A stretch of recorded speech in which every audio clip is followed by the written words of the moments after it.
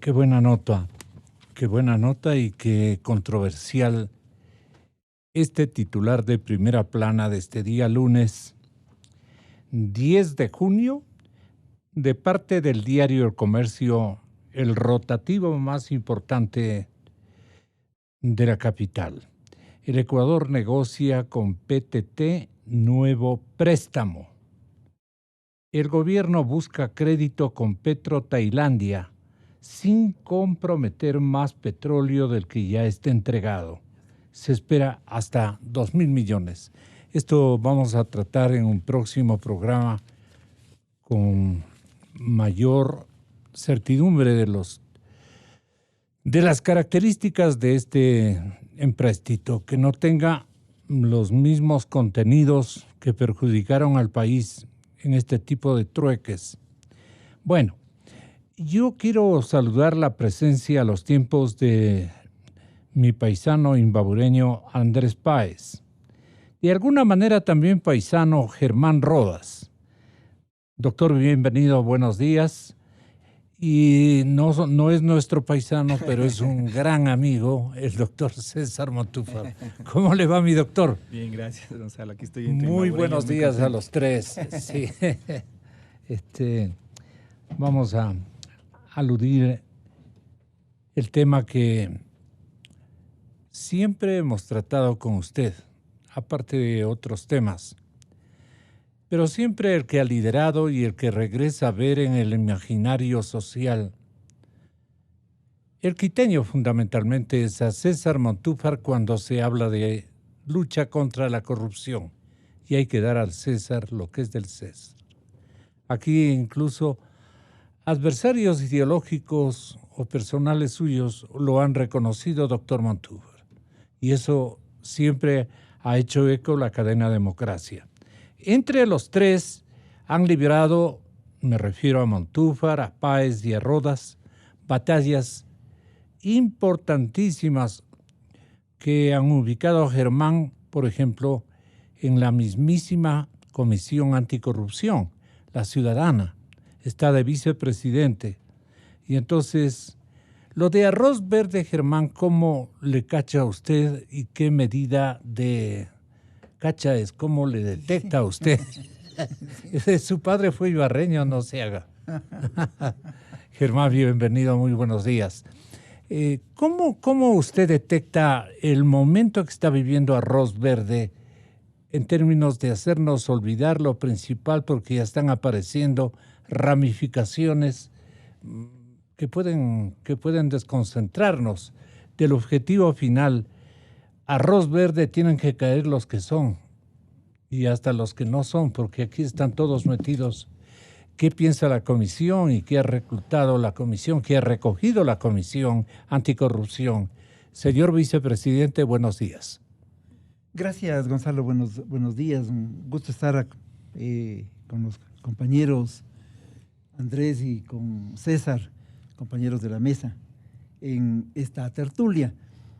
Yo pienso que el tema de arroz verde es parte del gran chaulafán de la corrupción, porque no solamente hay que pensar en este tema, sino que hay que remontarnos a las circunstancias provocadas en casos como Manduriaco y Caminosca, en donde entregamos nombres y cuentas al fiscal en su momento, sino que forma parte, digo, lo que acabo de señalar, más arroz verde, a un comportamiento desde hace muchísimo tiempo que está vinculado a la ausencia casi total de ética por parte de ciudadanos que en el ejercicio del cargo público se encargaron de asaltar los dineros del país y que además, sin importarles nada, actuaron prevalidos de su fuerza política para efectos de acumular riquezas en forma increíble. Yo pienso que es indispensable que en el país se genere un gran acuerdo, que es un acuerdo ético, para poner en marcha un proceso de descorreización en serio, porque todavía nos deben muchas funciones del Estado este proceso. Nos debe la Asamblea Nacional embarcar en medio de los diezmos, que no ha sido capaz de generar un proceso ni de depuración, ni mucho menos, pero que enfrente la realidad como hay que confrontarla desde la lucha anticorrupción. ¿Qué otros organismos nos deben? Nos debe ¿Fiscalía? Todavía la Fiscalía, está 2 meses ciertamente, pero nos debe, allí se engavetaron y se guardaron las denuncias. Hay una última presentada por la Comisión Anticorrupción que demuestra que alrededor de 10,000 personas están involucradas en el manejo de facturas falsas. Hay que actuar sobre ese tema. Dicen que tienen embodegados procesos del tamaño de la Carolina en archivo. Seguramente, y claro, están 2 meses, démosles un tiempo.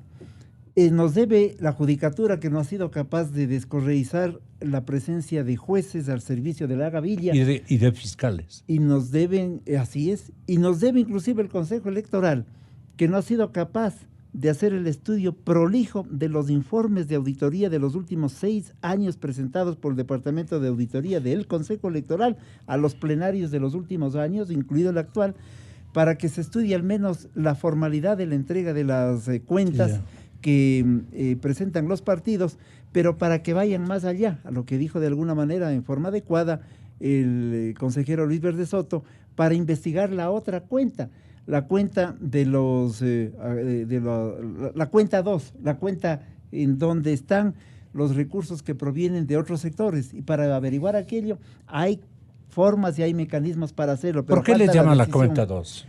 Porque la 1 es la cuenta que se presenta ante el Consejo Electoral, que es la formal, entonces allí les entregan 100 y justifican los 100. Pero hay una cuenta que viene de apoyos, viene de los arreglos que se hacen con algunas empresas, seguramente con Odebrecht, muchas de ellas. Con más importe que el valor agregado. Totalmente, claro, en donde los empresarios entregan el recurso y están a la espera de que les devuelvan ese recurso con obra pública, y en la obra pública con el sobreprecio y con los contratos complementarios. Esa es la parte que hay que investigar. Por eso, Gonzalo, la Comisión Nacional Anticorrupción, porque está la prefecta mencionada en más de una oportunidad en aquello, ha pedido que, mientras se defiende, porque lo que vemos es que está defendiéndose, no utilice ni los recursos de la prefectura, ni utilice la infraestructura para esa defensa, y que por lo tanto encargue a aquella función para la que fue designada. Esa es la causa del pedido. ¿Al presidente del Consejo? A quien corresponde, ¿no? Entiendo que allí hay una autoridad al segundo al bordo. Y por Creo que viceprefecto inclusive. Sí. Y por pedirle aquello, aquí ya viene la anécdota, desde el día de ayer han hecho correr, yo no tengo redes sociales, pero mis amigos me cuentan que han hecho correr la información, y esto vale la pena que lo aclare porque su radioemisora se oye mucho. Han hecho correr la información de que yo, como soy el vocero en este momento de la comisión, he participado en un concurso que, como me iba mal en el concurso convocado por Julio César Trujillo, me he salido del concurso y que por lo tanto no me han podido dar el cargo. Yo no he participado en concursos ni de ciclismo en los últimos 20 años, y en concursos de esta naturaleza al menos los últimos 15. Pero esta es la forma como el albañal... Por eso ganó Carapaz, que ya viene el paisano a las 4 de la tarde a Quito. Pero esta es la forma como el albañal intenta inundar a la gente que luchamos contra la corruptela, ¿no? Y esta aclaración me parecía importante, no porque quienes lo hacen, sino porque la anécdota es válida entre los buenos amigos que estamos esta mañana. Bueno, a propósito... conectaremos en breves instantes con su ciudad, una sorpresa importante. Doctor Montúfar, tenga la gentileza usted de darle continuidad a esta especie de dolor del alma, pero una queja que hay que explicitarla permanentemente al conocimiento de la gente. Sí, muchas gracias, Gonzalo. Un saludo a todos los oyentes de Radio Democracia. ¿Por qué no funciona la lucha anticorrupción, doctor? Permítame también saludar a nuestros amigos Germán y Andrés, que nos acompañan en esta mañana. Mire, Gonzalo, yo creo que su pregunta es una pregunta central, y creo que en realidad no funciona, o funciona parcialmente, siendo mucho más objetivos, porque creo que sí hay avances importantes, pero no suficientes. Que se quedan. Exactamente. Todo queda. Creo que porque en realidad este es un sistema que se creó. Claro. Es decir, estamos no ante solo un tipo de corrupción en la que opera, digamos, los actos ilícitos de personas individuales que individualmente toman la decisión de perjudicar al Estado, de violar la ley, de contravenir principios éticos fundamentales en el uso de los recursos públicos, sino porque durante la época del correísmo, e incluso uno bien debería decir desde antes, fue incubando en el Ecuador, y no solamente en el Ecuador, sino en América Latina, un sistema. La corrupción en el país se institucionalizó. Y esa institucionalización, me parece a mí, llegó a su punto más alto durante la época del correísmo. El correísmo, como he venido sosteniendo en los últimos años, y presenté una denuncia penal en la Fiscalía en esa dirección, denuncia que está en este momento en la fase de investigación, constituyó un modelo, un esquema de delincuencia organizada. Y ese modelo de delincuencia organizada tenía un cabecilla, y ese cabecilla es Rafael Correa. Y tenía ese cabecilla al menos 3 operadores principales. El uno en la parte técnica, en los sectores estratégicos donde mayor inversión hubo, que era Jorge Glass, que fue Jorge Glass, que estuvo encargado de los sectores estratégicos desde el día 1 del gobierno de Rafael Correa, que además tenía los conocimientos técnicos para operar desde allí operó. Un segundo operador, un operador legal, el arquitecto normativo, el arquitecto legal de esa maquinaria delincuencial, que fue Alexis Mera, que hoy está detenido con prisión preventiva, pero que en realidad lo que en este momento aparece es apenas una pequeña parte de un gran esquema de corrupción.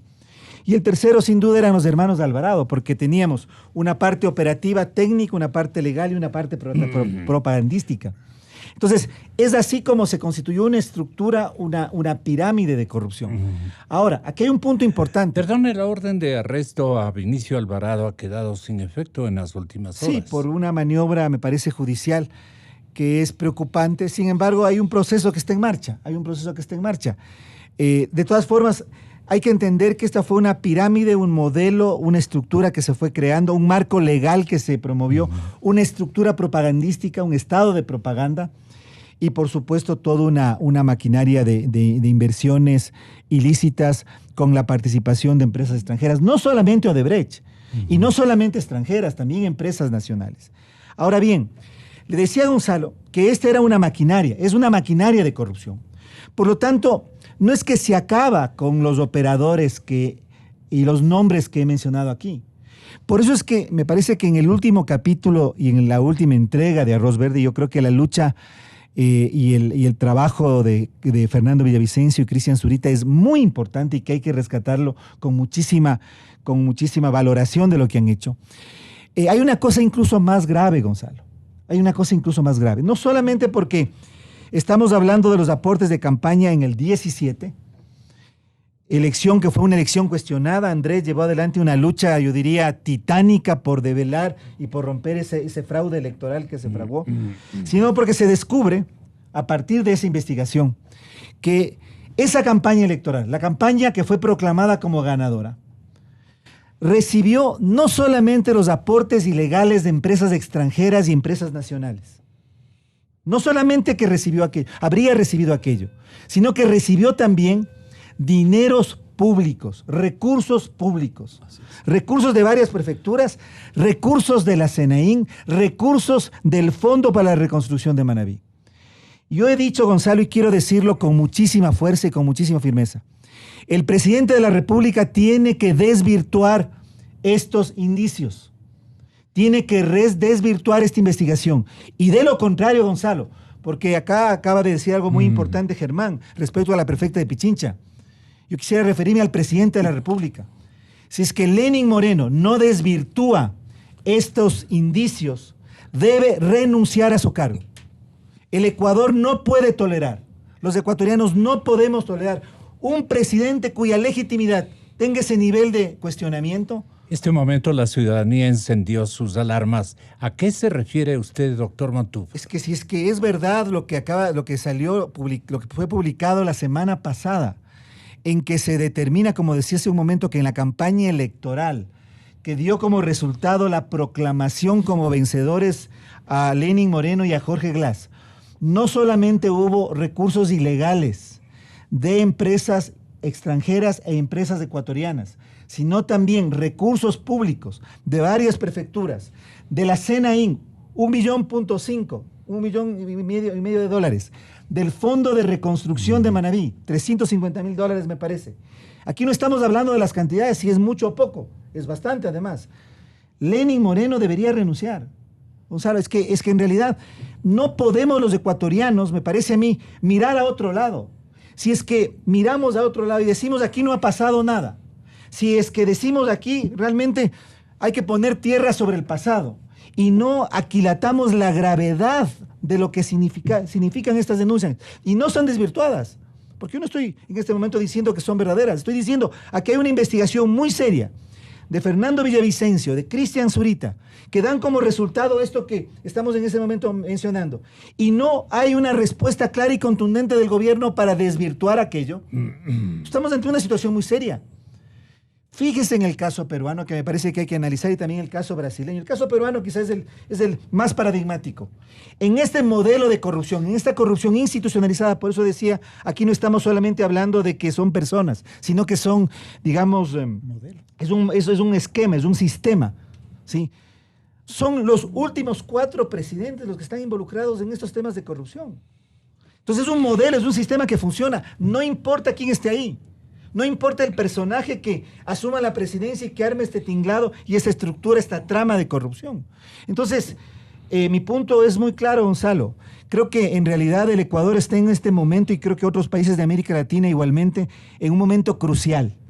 O damos una batalla frontal, sin cuartel, absolutamente indeclinable en contra de la corrupción, o hacemos una cosa media selectiva en que solamente a mis enemigos políticos voy a investigar, solamente a mis enemigos políticos voy a sancionar y a los otros vamos a dejar a un lado. Eso me parece que es intolerable, no solamente por el presente, sino también por el futuro del país. Así que en este punto yo quisiera ser muy claro. Yo creo que el gobierno debe desvirtuar la investigación de Fernando Villavicencio y Cristian Zurita sobre el financiamiento electoral de la campaña del 2017, y si es que no desvirtúa, me parece que lo único que cabría, la única respuesta ética para que se pueda investigar realmente con total libertad, es que el presidente Moreno renuncie.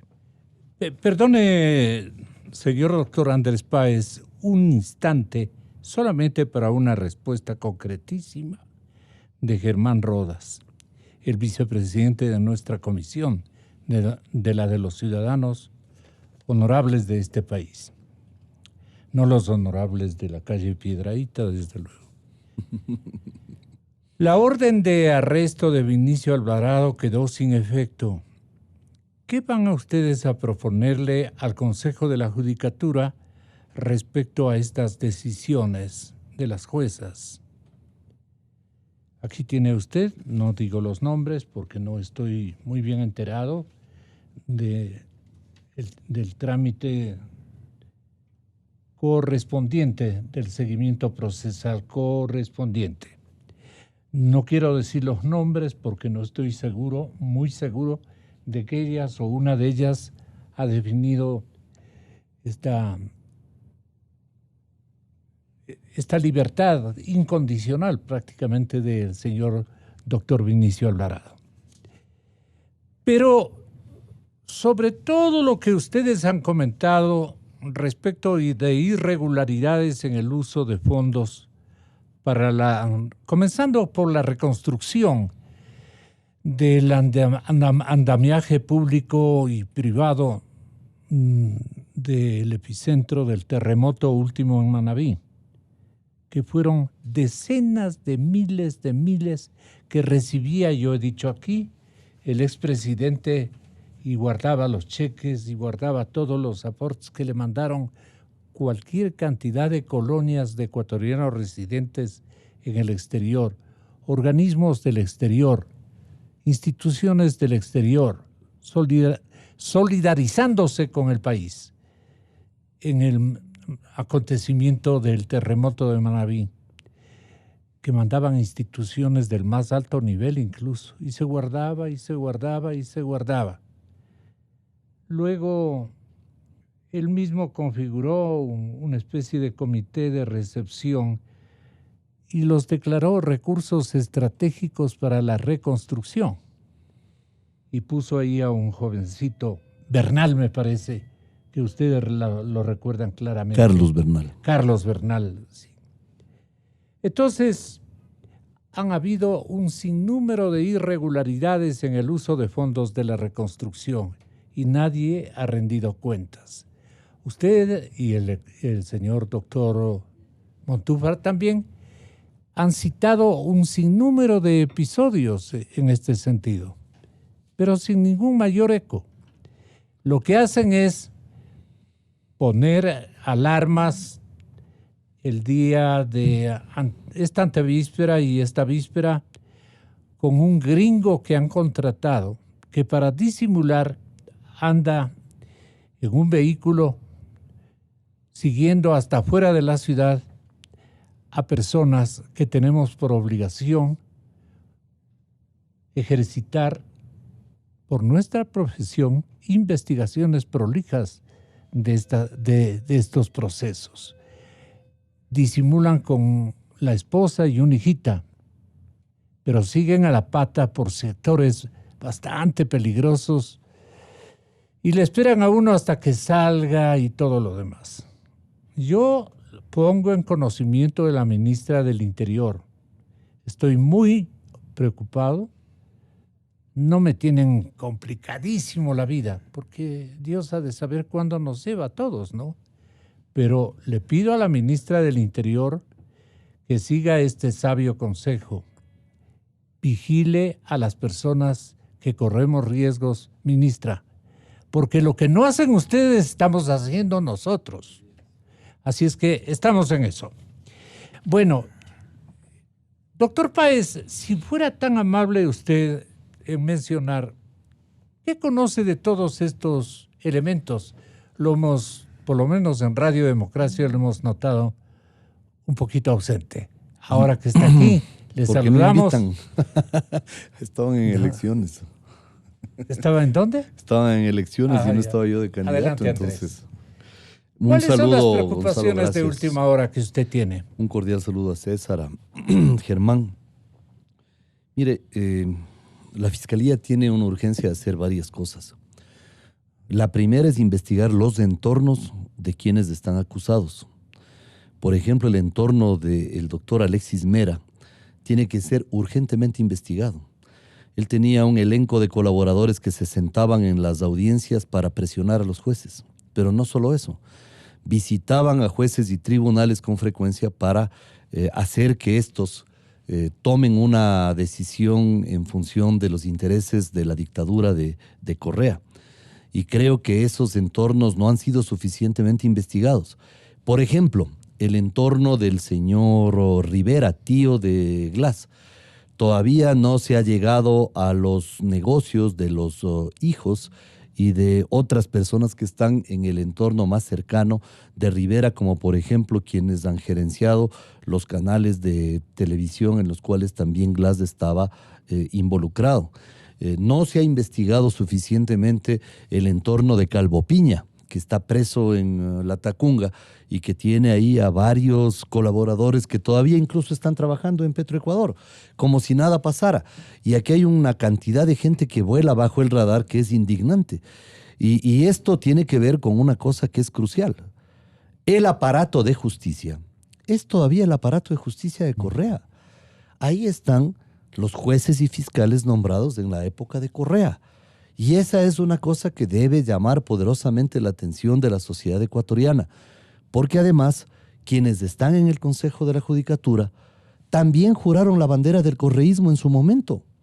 También fueron jueces del correísmo algunos de ellos. También fueron fiscales del correísmo. Y por lo tanto, estoy seguro de que algo habrán conseguido si llegan de esa a 4, militancia. ¿no? Sí, es decir, aquí el aparato de justicia, yo creo que es la mayor preocupación que debe llamar nuestra atención, porque ese aparato de justicia es el que procesa todo. Las denuncias que se presentan, los juicios que están en marcha. Quiero decir algo del ingeniero Jorge Glass. En marzo ya estará en aptitud de solicitar la prelibertad. Y resulta que en la sentencia que salió en diciembre de hace un año, ¿no? 13 de diciembre. 2018. Del 2018, en diciembre del año anterior. Esa sentencia ordena que la justicia investigue a Glass por los otros delitos, no solo por asociación ilícita. Y Glass, si es que le investigan por cohecho, concusión, peculado, enriquecimiento ilícito, testaferrismo, lavado de activos y delincuencia organizada. Por esos 7 delitos tienen que ser investigados Correa, Glass, Los Alvarado, Mera, todos. Si es que les investigan por eso y les aplican el Código Integral Penal hecho por ellos además para fraguar su propia impunidad, con eso tienen para 40 años en la cárcel, créame Gonzalo. Usted trae acá siempre penalistas de muy buen nivel y ellos le van a refrendar lo que yo le digo. Voy a consultarlos. Entonces aquí hay una gran interrogante. ¿Por qué ese aparato de justicia resulta que es tan lento para procesar a estos personajes por los verdaderos delitos que deben ser procesados? Ahora otra cosa, Gonzalo, y le vuelvo a decir, verá que esto ya le dije hace algunos meses, y le vuelvo a decir aquí en estos mismos micrófonos. Odebrecht no llegó a contratar el 5% del total de la contratación durante el correísmo. Pero aquí en esta radio yo hice la revelación de OAS. ¿Recuerda usted que ese mismo día salió lo de OAS? Aquí en esta radio, en estos micrófonos le di la primicia de OAS. El delator de OAS dice que pagó algo así como alrededor de $10 millones en coimas ¿A quién se refiere? A funcionarios ecuatorianos. OAS es una empresa brasilera que tuvo contratos. Yo conozco a no OAS. recuerdo el nombre del delator, pero él hizo una enunciación general que había entregado eso, y eso está siendo investigado por la Procuraduría General del Brasil, que equivale a la Fiscalía en el Ecuador. ¿Y qué pasó con Petrobras, Gonzalo? Pero ¿qué pasó además con las empresas rusas? Por ejemplo, la que estuvo en el proyecto Toachi Pilatón. ¿Qué pasó con los contratistas de los proyectos Manduriaco? ¿Qué pasó con los señores de Caminosca? ¿Y qué pasó con los contratistas chinos, pues, Gonzalo? ¿Qué pasó con Sinohidro?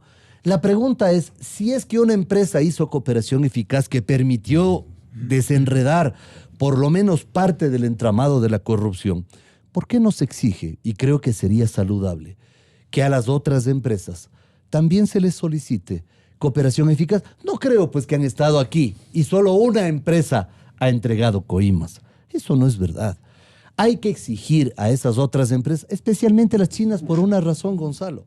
Las empresas chinas han contratado también en gran medida por los créditos que el Ecuador alcanzó del gobierno chino. Esos créditos tienen intereses altos, plazos bajos y carecen de tiempos de gracia. Esos contratos necesariamente tienen que ser renegociados. Eso es parte del auxilio que necesita la economía ecuatoriana. La cooperación eficaz de las empresas chinas va a conducir a la renegociación de los contratos, porque todo lo que es la contratación tiene que ver con la deuda del Ecuador con China y con todas estas relaciones que se mantuvieron durante 10 años. Anote la Comisión Anticorrupción, anote el doctor Montúfar, el nombre de este informante, Roberto Trombetta se llama. Roberto Trombetta, cierto. Roberto, de la OAS. De la OAS. Sí, entonces, él tiene información. ¿Qué es lo que tiene que hacer la Fiscalía de inmediato? Y yo coincido con Germán, recién están 2 meses, tienen una montaña de cosas que hacer. Pero sería bueno que, por ejemplo, el Departamento de Cooperación Internacional de la Fiscalía haga un viaje a la Procuraduría General del Brasil y solicite la información de esta delación y que se suscriba un convenio con la Procuraduría General del Brasil para que se conozca quiénes son los que recibieron la plata de OAS. Pero además de eso, Gonzalo, creo que es una de las urgencias que tiene la doctora Salazar. Sí. ¿Está en conocimiento del tema Trombetta, la paisana suya? Sí, porque mía aparte de ser información pública, está documentada dentro de la Fiscalía, y la Dirección de Relaciones Internacionales de la Fiscalía recoge toda esta información y le informa al fiscal sobre estas novedades. Pero me parece que hay un tema que no puede ser pasado por alto. Y ya lo ha mencionado César, y yo quiero hacer énfasis en eso. Robarle a los pobres, créame que es una barbaridad. Pero robar a los muertos y a los damnificados, a la gente que perdió su casa, su negocio y su familia en el terremoto de Manabí, eso no tiene el perdón de Dios, créame, Gonzalo. O sea, si algo hay que investigar en este momento, pero con todo es eso. Lo de... Y además lo de la CNAEM, pues. El Bernal que está en Europa y en Miami, de acá. En Miami.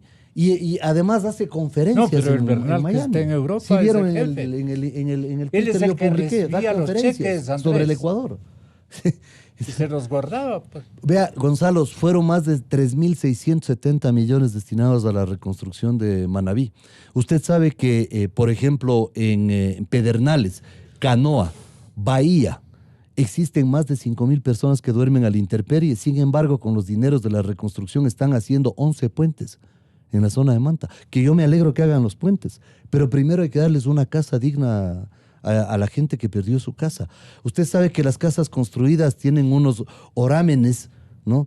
Que ya la gente no sabe cómo hacer para cubrirlos. Los techos están dañados. Las instalaciones eléctricas y sanitarias están en la lona porque han sido de mala calidad. Y el otro tema, el último, Gonzalo, Senaín, pues.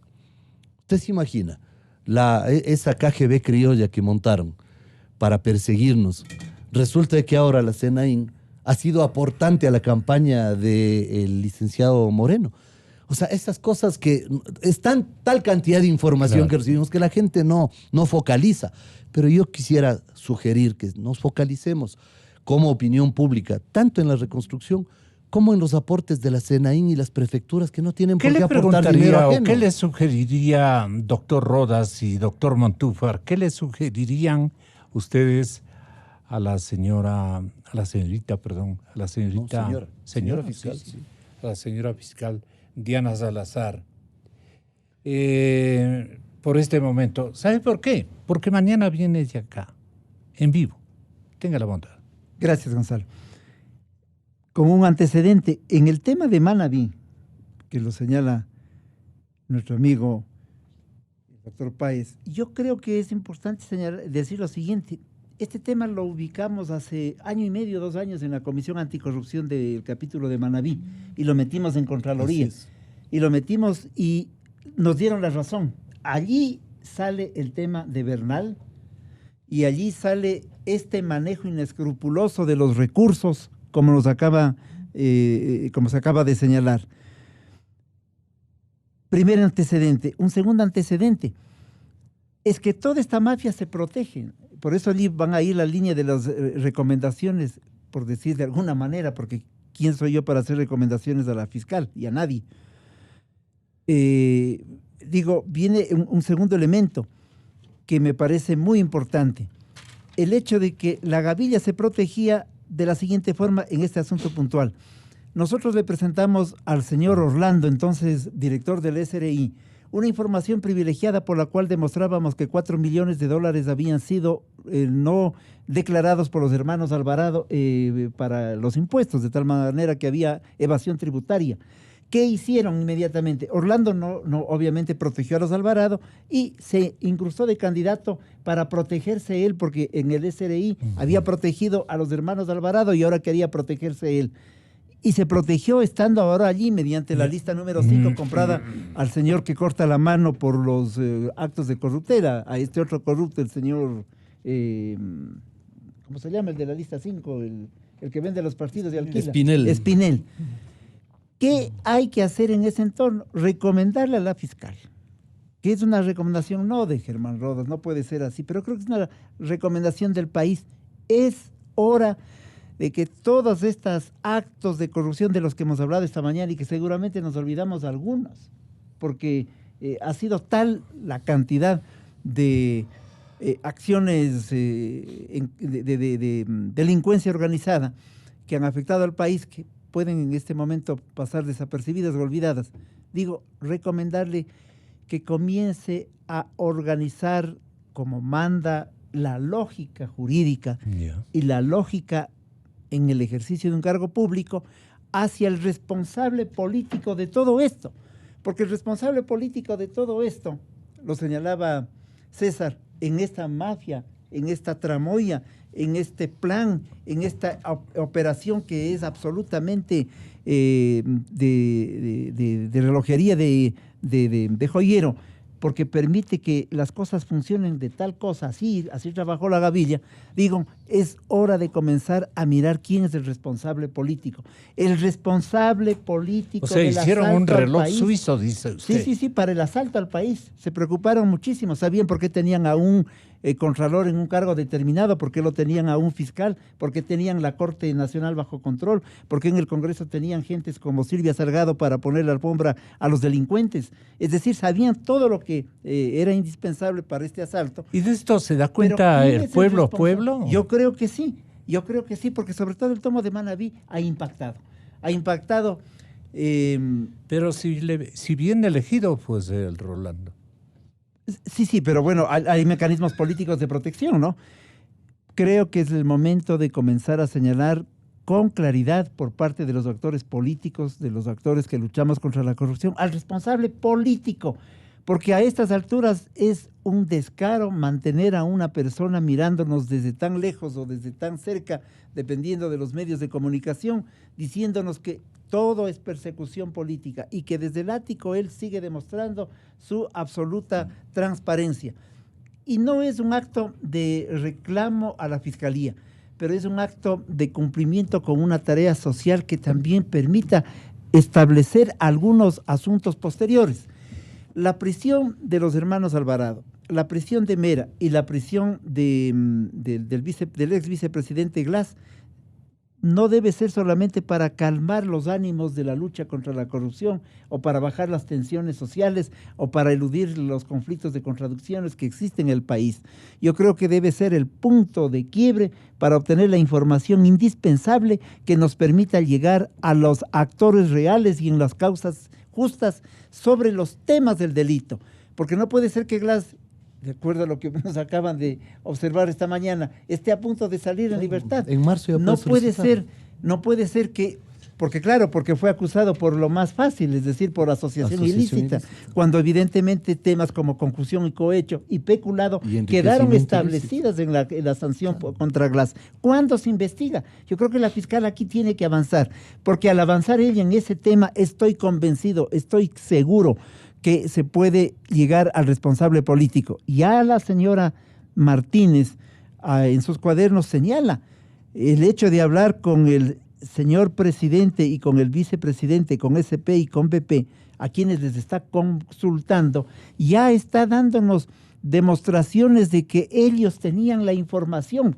Yo no le pregunto a César si es que este celular es de él o no, si no estoy seguro de su respuesta y de su vinculación sobre el tema. Hago las preguntas sobre la base del nivel de complicidad de los sectores que estaban hacia arriba. Estos dos personajes, el uno ya preso, pero el otro paseándose por Europa, tienen que comenzar a responder. De tal manera que es necesario pedirle a la fiscal que la vinculación con los delitos queden claros, que tenga clara la circunstancia de que el vicepresidente ya mismo se nos va a acompañar en el ático a su amigo, que se tenga claro que los hermanos Alvarado se fugan muy fácilmente. Sí. El uno tenía el grillete y se escapó, el otro antes del recurso al que acudió se escapó. Es decir, algo está pasando. Creo que es indispensable que actúen ella y una última cosa. Tienen de parte a la Interpol, además. El país ya no puede estar paralizado escuchándonos, mirándonos, siendo testigos de nuestros reclamos y a veces aplaudiéndonos, diciendo qué bien Andrés, qué bien César, estamos ahí. Okay. No, el país tiene que movilizarse, tiene que actuar. Y cuando nosotros hablamos de movilizarse y actuar, tiene que, por lo tanto, generarse un reclamo a los organismos de control para que actúen con celeridad y probidad. Es un momento fundamental en la lucha social para alcanzar ciertamente reivindicaciones, pero el movimiento social tiene que comenzar a actuar de manera sistemática en un orden de hacer justicia en este país que evidentemente parece que no llega por más buenas intenciones. Y lo que puede ocurrir es que ya se nos acaben los 2 años del presidente, el tiempo de los asambleístas, y se vayan todo se vaya acabando, y salga algún otro escándalo la próxima semana y después de un mes algún otro que podemos reunirnos a comentar. Sí. Y este es un cúmulo de desesperanza en el país que no puede continuar. Es que tapan así el anterior con un hoyo nuevo. Es parte del mecanismo que usted alude. Sí, y lo tapan también con recursos que tienen para poner a funcionar los trolls, la maquinaria de embrutecimiento sobre algunos sectores, de perversa confusión. Entonces ocurre que también eso hay que averiguar. Las cosas tienen que transparentarse en un momento determinado. Sí, Gonzalo, mire, yo creo que... César Montúfar. Yo quisiera retomar algo que se ha dicho en este panel que me parece muy importante. Lo primero, es tanta la corrupción, hay tantos casos y tantas denuncias, que por supuesto la ciudadanía, la sociedad no puede enfermarse de corruptología. Es decir, no podemos enfermarnos de eso. Por lo tanto, la estrategia de la Fiscalía, desde mi perspectiva, sabiendo y conociendo que hay una montaña de denuncias, casi yo diría, es imposible avanzar en todas al mismo tiempo, es enfocarse en lo principal. ¿Qué es lo principal, Gonzalo? Yo decía hace un momento, aquí hay una maquinaria que se creó, un mecanismo que se creó, un sistema de corrupción en el que el cabecilla es Rafael Correa, hoy impune en Bélgica. Y esta maquinaria, este aparato de delincuencia organizada, tenía 3 operadores principales. Los Alvarado, que están en la impunidad, todavía. Mera, que tiene una prisión preventiva, y después voy a regresar a Alexis Mera, y Jorge Glass. Permítame detenerme primero en Jorge Glass, ya lo dijo Andrés hace un momento. Yo fui acusador particular en el juicio por asociación ilícita. Todavía, Gonzalo, ha pasado ya más de un año de la sentencia y no hay la audiencia de casación. No hay la audiencia de casación, en primer lugar. En segundo lugar, la sentencia, y yo por eso apelé a esa sentencia, en esta parte, no contiene un mecanismo claro y una definición clara de cuántos son los recursos que debe devolver Glass solamente por esta pequeña parte de la asociación ilícita. Entonces, lo que acaba de decir Andrés, que es muy cierto, es que él en poco tiempo ya podría apelar y utilizar recursos para lograr su libertad sin haber devuelto un solo centavo de lo que se llevó.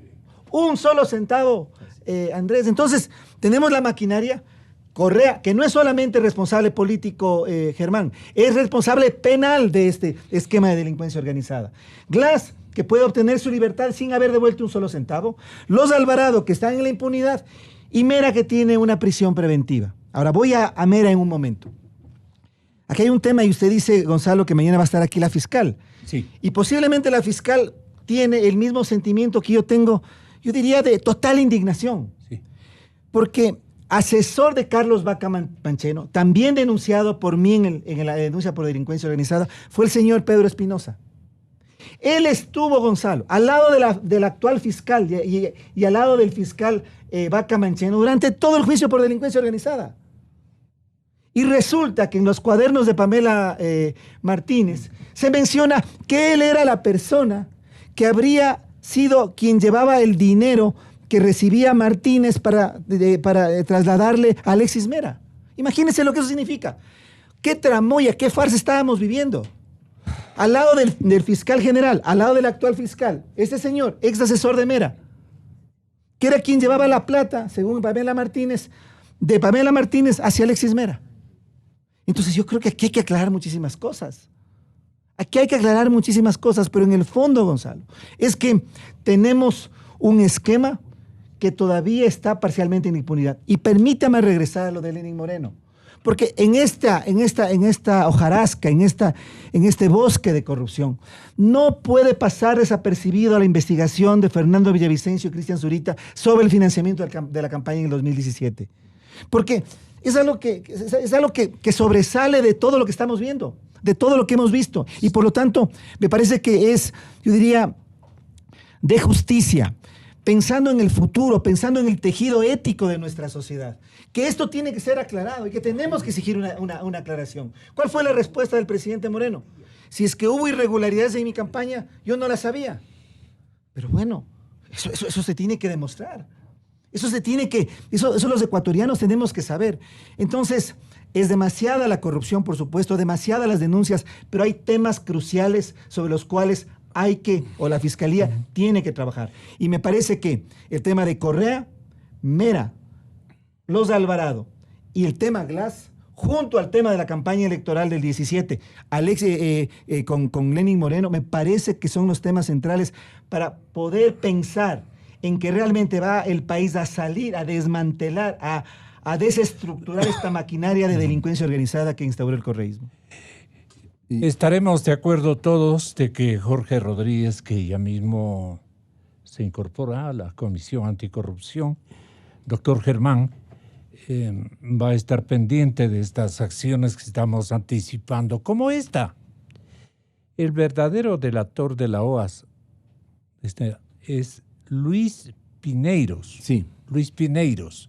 Sí. ¿Usted conoce algo, doctor Andrés Páez? La delación de Luis Pineiros está ya formalizada ante la Procuraduría General del Brasil. Solo falta el trámite de la Fiscalía General del Ecuador con esa instancia. Han pasado 7 meses de la delación. Y creo que es momento, ¿no? ¿De qué va a hablar este Pineiros? Él lo que él tiene que hacer es lo mismo que hizo José Concienzado Santos.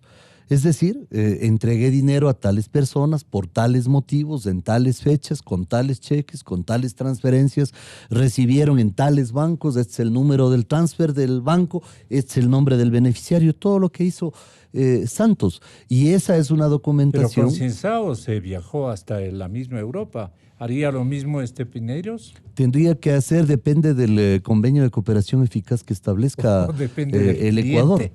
¿No? Pero el Ecuador tiene en sus manos la posibilidad de establecer un convenio de cooperación eficaz no solo con OAS, también con Petrobras, también con Andrade Gutiérrez, que son contratistas del Ecuador, ¿no? De la República del Brasil. Ahora, aparte de eso, Gonzalo, existen otros contratistas que deberían hacer lo mismo. Pero ¿Quiénes? Bueno, los contratistas chinos, insisto, eso es mire, ¿por qué no los topan? ¿Porque los chinos se calientan y avisan todo o por qué? No se olvide usted que el diplomático chino que estuvo a cargo de las relaciones con Ecuador, Nicaragua, Venezuela, Argentina y Bolivia, está en la cárcel, en la China, y está sentenciado a muerte, pues. Está sentenciado a muerte. Pero el gobierno chino tiene el disco duro de él. Ahí está toda la información. Sería bueno solicitarles a los diplomáticos de la China que ayuden al país para entender todo este entorno de corrupción. Y además que hay que estar muy pendientes del Consejo Nacional Electoral en función de lo que César ha mencionado aquí. El CNE tiene en sus manos la posibilidad de investigar todo lo que fueron las asignaciones de campaña del año 2017 y es obvio de que allí se pueden hallar muchas de estas irregularidades que ya son de conocimiento y de dominio público. Por lo tanto, creo que hay materia más que suficiente para que la fiscal haga todas estas comedidas sugerencias, si es que cabe el término, claro. ¿No? Porque no son órdenes ni consejos, sino simplemente comedidas sugerencias que van a ayudarle a ella de forma determinante para el mejor desempeño de su función, que además todos apoyamos de que ella haga las cosas de la mejor manera y todos apoyamos que su gestión sea blindada por la fuerza pública de manera de que no corra riesgos y que todos apoyamos que sus acciones sean contundentes en contra de este entramado de justicia, incluso contra esas personas que ha mencionado César Montúfar, que ha mencionado Germán Rodas, que son personas que en definitiva tienen directa relación con todo este entramado de corrupción. Si usted me permite, Gonzalo, puntualmente. Doctor Germán Rodas. Hay dos casos que me parecen claves. Pedir a la fiscal que junte las denuncias de la Comisión Nacional Anticorrupción con las del Consejo de Participación Ciudadana Transitorio, porque no se pueden estudiar por cuerdas separadas, cosas que son absolutamente similares, sino que, claro, eso manda el proceso jurídico normalmente, pero creo que hay que plantearle. Y hay una denuncia que tiene serias presunciones para demostrar que nosotros la presentamos ante el Consejo Electoral y ante la OEA, para demostrar que el padrón electoral no corresponde a la realidad. El padrón electoral está inflado y eso puede generar en los siguientes procesos eleccionarios cambios. Yo creo que el Consejo Electoral ya debe actuar, es hora de que tome también cartas en el asunto, pero creo que la Fiscalía puede también avanzar en una línea de compromiso frente a esta realidad. Yo quería que rindamos un homenaje en esta última parte del programa, no porque no tenemos temas por tratar, pero creo que está en nuestra obligación de ecuatorianos y no solamente de imbabureños el sumarnos al apoyo a este norteño líder de Nuevas Juventudes que llega a las 4 de la tarde y que en próximas horas igualmente estará arribando Glenda Morejón, la atleta, la marchista tricolor, que ganó el premio de marcha Cantones de La Coruña, una prueba muy exigente, fantástica, y que ayer, como una lechuguita, terminó de correr Glenda, se inclinó para un breve descanso y obviamente agradeció a Dios, como nos caracteriza a los zimbabureños y a los ecuatorianos. Qué cosa más formidable, qué sentimientos más importantes nos han entregado nuestros deportistas en los últimos días, en los últimos tiempos. La selección sub-20. Así, no me diga a mí. Próxima campeona mundial. Sí. Con todas las posibilidades de ser campeón mundial, la sub-20. Yo quería conectarme con la señorita o señora alcaldesa de la ciudad de Ibarra, pero dice que está en una reunión. Ella va a estar con el discurso, obviamente, listo para premiar a Glenda Morejón, marchista tricolor que ganó el premio de marcha Cantones de Coruña. Fue 20 kilómetros de participación, con una última circunstancia, ustedes que también son corredores, aunque sea de las deudas, ¿no? Corredores detrás de los corruptos. Eso sí, eso. Muy bien puesto. Andrés, Bueno, la última. Mire, yo creo que todos estos triunfos de nuestros deportistas nos alientan, ¿no? Ya. En medio de un entorno tan explosivo y negativo desde que Arroz Verde salió, y que Arroz Verde no es más que un acontecimiento. Un acta. Más de todos los acontecimientos que parece que se suceden uno tras otro, y la gente se queda impávida, porque Sí. ni bien estamos saliendo de un tema, viene otro y el siguiente es más fuerte. Pero el y- que viene le borra al otro en el imaginario y en la ese memoria sí es un social. problema. Entonces, yo creo que hay que aplaudir a nuestros deportistas. Este chico Carapaz hace unas declaraciones con una inteligencia enorme, ¿no? Como, no sé si usted vio que la mujer le ha bordado una cruz en su camisa, ¿no? Y le pregunta a un periodista español, ¿y cómo así usted tiene eso? Y dice, no, a mí no me gusta este bordado que me hizo, porque a mí no me gusta ostentar sobre mis creencias.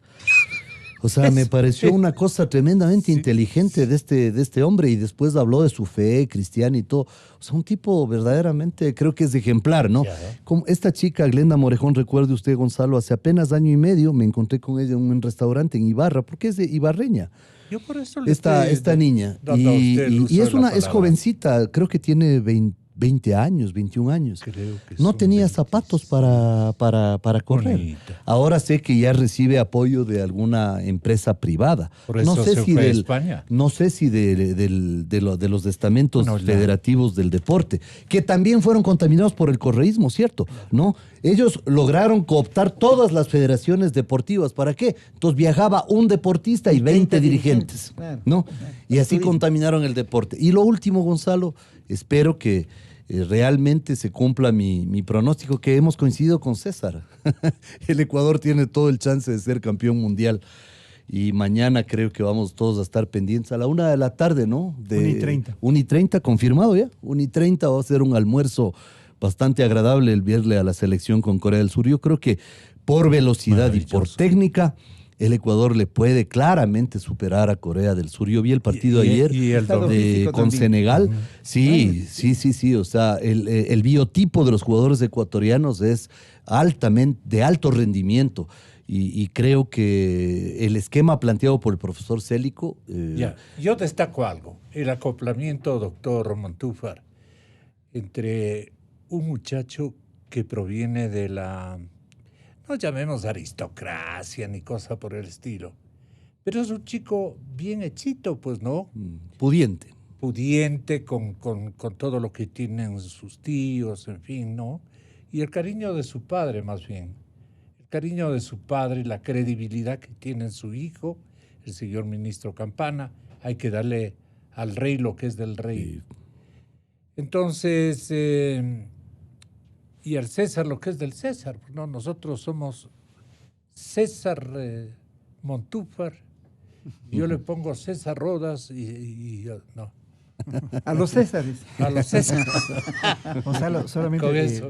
Tenga la bondad, una doctor. cosa pequeñita. Pero Sumándome a este... no estaba malo el chiste. No, para nada. Sumándome a este homenaje y este agradecimiento que tenemos los ecuatorianos con los deportistas que en estas últimas semanas nos han hecho emocionar. Pero el punto aquí, solamente yo quisiera hacer referencia a un dato que leí el día de ayer sobre la biografía de Carapaz. Y que me llamó muchísimo la atención porque luego de que él un poco despunta, porque él fue ciclísticamente formado en Colombia, yo creo que eso es importante también decir, él tuvo ofertas, según decía su esposa en una carta que publicó, para integrarse a varios equipos de ciclismo colombiano, que hubieran hecho de Carapaz un ciclista importante en el ámbito sudamericano quizá. Pero él toma el riesgo, y eso es lo interesante, él toma el riesgo de, sin recursos, vendiendo incluso su bicicleta y rompiendo el chanchito de su hijo, ¿sí? Es lo que hace de Glenda. ir a Europa, arriesgándolo todo. Y eso me parece a mí que es muy importante. Ahí hay una lección que me parece que tenemos que aprender los ecuatorianos, y es que para alcanzar, para lograr, hay que tener hambre, hay que tener sed, hay que tener determinación de que uno tiene que avanzar y lograr todo. No quedarnos solamente con una parte, sino todo en el mejor sentido de la palabra. Esa ambición en el buen sentido, me parece a mí que es lo que hace que hoy tengamos a un campeón mundial de un torneo, de una competencia tan importante llegando a Quito. Esa es la clase media a la que nos pertenecemos. Y eso es lo que me parece a mí que los ecuatorianos deberíamos aprender del ejemplo de Carapaz. No solamente su tesón, su lucha, su disciplina, su técnica, sino esa hambre, yo diría, de trascendencia, de triunfo. Y creo que eso es lo que nos debería contagiar. Y bueno, felicitaciones. Yo creo que vamos a ser campeones mundiales. Eso también va a ser muy importante. Y esa sencillez, esa dulzura de Glenda Morejón, esa humildad tan esa hermosa modestia, ¿no? que nos contagia también de cosas tan lindas. Así que eso, y gracias, Gonzalo, también por permitirnos hablar de estas cosas tan lindas e importantes. Andrés. Y a ella hay que agregarle la ajedrecista, ¿cómo es? Carla Heredia. Con lo cual creo que es importante decir que este país... Pero ella no es de Ibarra, ¿no? No. Estamos hablando de estos deportistas que triunfan por su valor individual. Es mi papá. Triunfan por su valor individual, pero además lo hacen con un esfuerzo enorme, sin el apoyo gubernamental, no de ahora, siempre ha ocurrido aquello. De tal manera que yo creo que allí también debe haber un sacudón sobre ministerios como el del deporte, que lo único que han hecho es estar allí para fabricarse precandidaturas y acciones que ya todos sabemos. Y Gonzalo, el ecuatoriano que logró oro en salto de altura en Uruguay, las 6 medallas de oro en el Panamericano de BMX, la ecuatoriana Carla Pérez, que coronó la cumbre del Everest. ¡Ay, qué alegrón! La microtenista Manavita, que fue declarado la mejor de Sudamérica. El título sudamericano del Ecuador en tenis de mesa, la medalla de oro en taekwondo, el campeonato, la medalla de plata para campo. De patinaje artístico, Carla Jaramillo, que logró oro en marcha para el Ecuador, 4 de oro en el sudamericano de natación, 4 deportistas ecuatorianos. Fíjese usted, le hago un recuento rápido de esta gama enorme de deportistas que nos conducen inexorablemente a pensar que el salado estaba en el ático. Gonzalo, creo que los tres podemos quedarnos con un nuevo programa, ya un programa deportivo. Sí, me retiro. Te aseguro que lo vamos a hacer ad honorem. Buenos días, distinguidos amigos, caballeros y paisanos. Todos son mis paisanos por ahora. Las mejores voces de la verdad. No podemos renunciar a la política expansiva voces de la verdad. En caso a la sobrevivencia. Eso dijo. Formar a la clase política.